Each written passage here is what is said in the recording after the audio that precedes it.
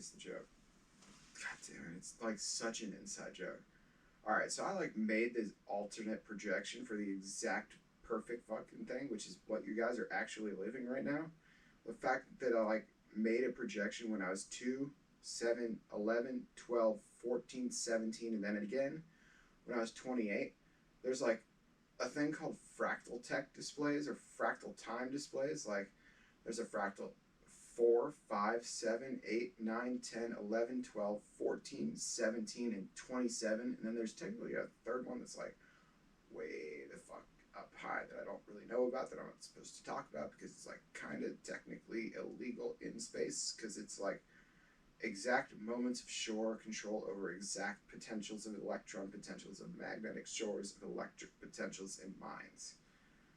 And I'm not going to tell you what that does, but it's pretty cool fucking cryptocurrency shit. But like, anyway, like the fractal 27 is like a 3-line display of fractal 12s, 8s, 7s, and 6s. But the fractal 6 is not an actual display, it's a probability vector node. So it's like the way that you would take a person's life story, or like your life story, and have 3 consecutive perspective changes. So like, this is one perspective, that's another perspective, that's another perspective, but that had a little slide to it. So how do you determine the exact way that a person's light and ears would interact with their environment to make sure that they know exactly where they are at any given moment? And like, where's I going with this? Something about Dylan Francis. Yeah, pretty much when I was doing all of this, like, randomly I'd just throw a moon around, because I was designing the fucking never mind. So it was like, I threw all these different apodoses out because it's like genetically entangled with who I am as a person.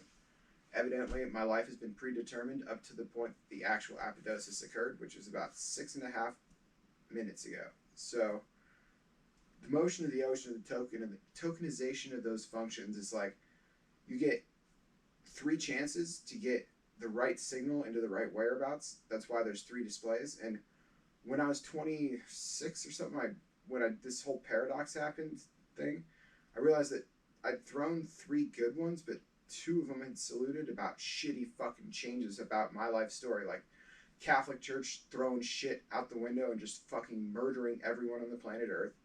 And then the other one was, I get caught making the apodosis, and then, well, I'm tortured by the federal government in Mount Vernon by sticking electrodes into the bottom of my teeth, and those sutures that they put in my spine are like the threads of whereabouts that are not 9-dial time demon slipstreams through space. And that token saluted because that was the federal government's wish at that point in time.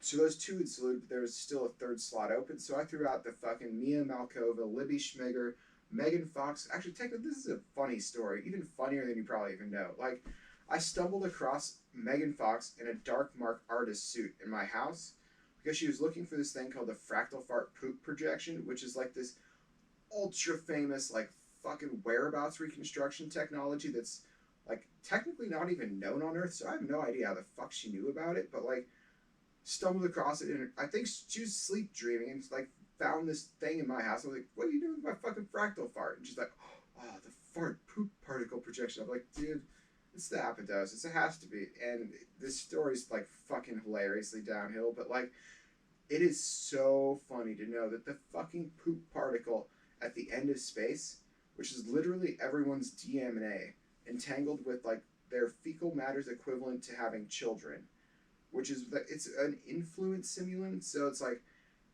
as you flow through your life story and you have like DNA sloughing off, I mean, it's literally just flowing through time, how you particle project yourself. Everything's have little bits of itself that collect at the end of space. And that idea, like, mixed with a whole bunch of math and a lot of secret stuff that I'm not going to blurt out on camera because honestly, nobody's going to fucking understand it anyways. But that idea is what drew everyone to my house. And that's why I still, even to this day, that's how I do what I'm doing. I see dark light, dark marker, artist hackers of matter in literal light fields non-local to our current quantum state, moving around and checking things out, because that's the way that quantum wavegates control the flow of space inside of time.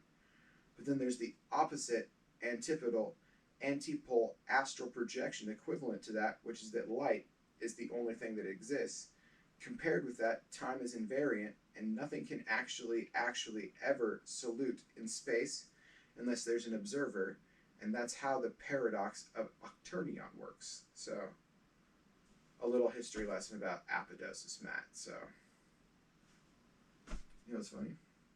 Nobody understood a word of that, but it's like, you did just fucking tell them the story of like absolute existence, which is fucking hilarious. Until you get to the part where the phasm of ultra fucking cool shit, dick fleeka leaka drip dreams, gets on my sheets and like starts folding the curvature of the fabric of space itself, which in and of itself doesn't sound like it's that cool because phasms are ultra fucking scary. Like ultra scary. I really hope Earth does not have to face Chandra because they don't realize that phasms will fuck up everything. I don't have to tell the story of the phasm right now because I don't understand it myself. It's a weird life the phasm has. It's a particle part dot product perspective projection of how people collect their, let's call them secretions of love, because they want to relive some certain moments at the end of their life. And it's your right as a person to have like different pieces of your life collected and use them to your will at the end of your space-time. And that's the reason why, well, the Catholic Church screws people out of their life's existences because they want to steal their oolong blue glue flu glue green on tea. The oolong blue flu glue green tea of the fluput 2-bit. Is it a really Octurnion of good? I mean, no shit. They put it in an Octurnion. That's pretty fucking epic, though. So, like, the Octurnion of good has a 3-bit quartic quaternionic ISIS flies with a single bit error that you're allowed to use to, like, throughput stuff to the future.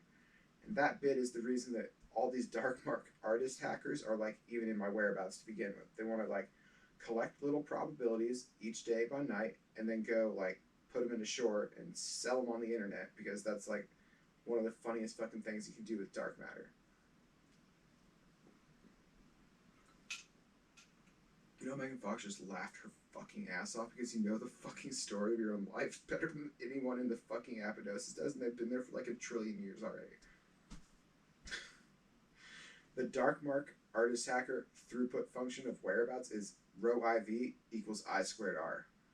And that's like literally one of my like monikers in the shore. So, have at it. You have no idea how many people just went up in fucking flames because you fucking destroyed the goddamn mana hive. Just kidding.